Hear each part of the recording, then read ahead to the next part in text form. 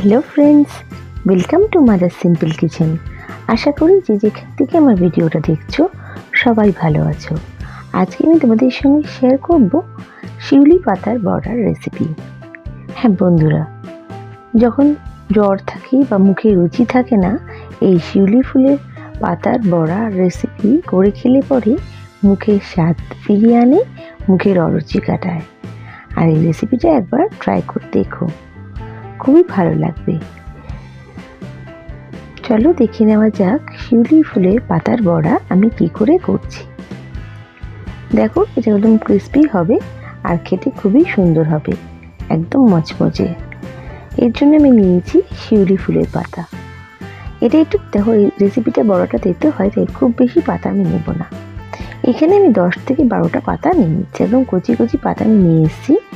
আর এটা একদম পরিষ্কার করে ধুয়ে রেখে দিয়েছি। দেখো, কিছু পাতা আমি নিয়ে নিচ্ছি এখান থেকে।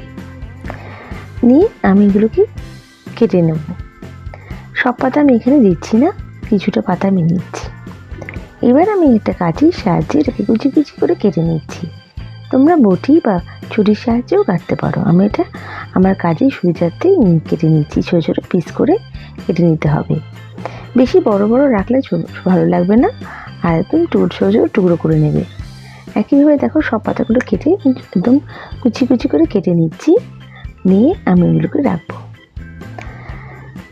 এরপর আমাকে কিছু মশলার মধ্যে অ্যাড করতে হবে, যাতে পাতাটার মধ্যে স্বাদ হয়। শিউলি পাতার বড়াটা কিন্তু হালকা তেতো হয়, কিন্তু এটা যদি বড়াটুকু করো তাহলে কিন্তু ভালো লাগবে খেতে, আর স্বাদের জন্য মুখের স্বাদটা ফিরিয়ে আনবে।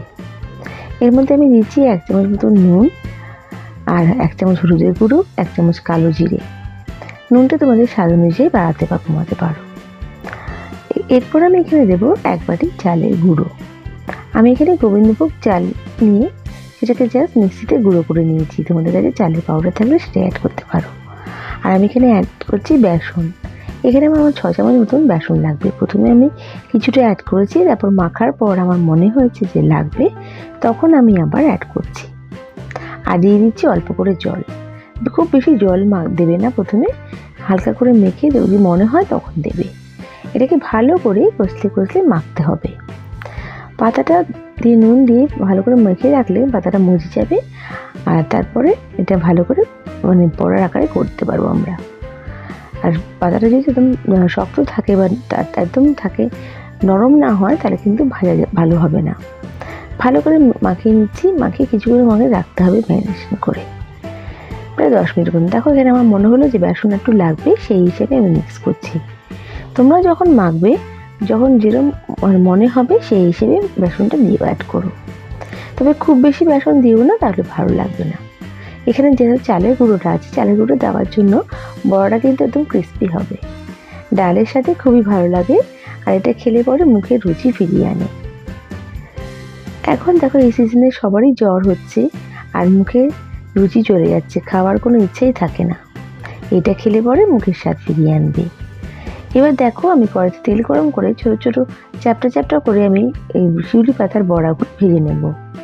তেলটা প্রথমে গরম করে নিচ্ছি, তারপরে আমি মিডিয়াম ফ্লেমে ভাজছি। কিন্তু বেশি আঁচে ভাজলে পরে ভেতরটা কাঁচা থেকে যাবে, ভালো লাগবে না।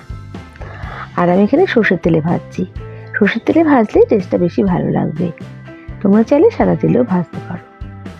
দেখো, কিছুটা করে বড়া দিয়ে দিচ্ছি, আর এটাকে একটু চ্যাপটা করে দিচ্ছি, এটাতে জানলে বেশিটা ভেতরটা কাঁচা থেকে যেতে পারে। হালকা বেশ ভালো করে ভেজে নেব। ভেজে এটাকে আমি মচমচে করে ভাজতে হবে। একটা দিক হয়ে গেলে আমি হালকা করে উল্টে দেব, দিয়ে আবার কিছুক্ষণ ভাজতে থাকবো। এটা বেশ লাল লাল করে ভেজে নিতে হবে, একদম ক্রিস্পি ক্রিস্পি হবে, খেতে ভালো লাগবে মচমচে। আর এটা গরম গরম খেতেই ভালো লাগবে।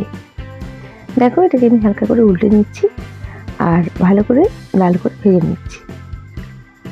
খেয়াল রাখতে হবে যেন ভাজাটা ভালোভাবে হয়। দেখো, মিডিয়াম আঁচে ভাজছি, যাতে বেশ ভালো করে বড়াটা ভাজা হয়ে যায়। আমার বড়াটা কিন্তু প্রায় ভাজা হয়ে গেছে।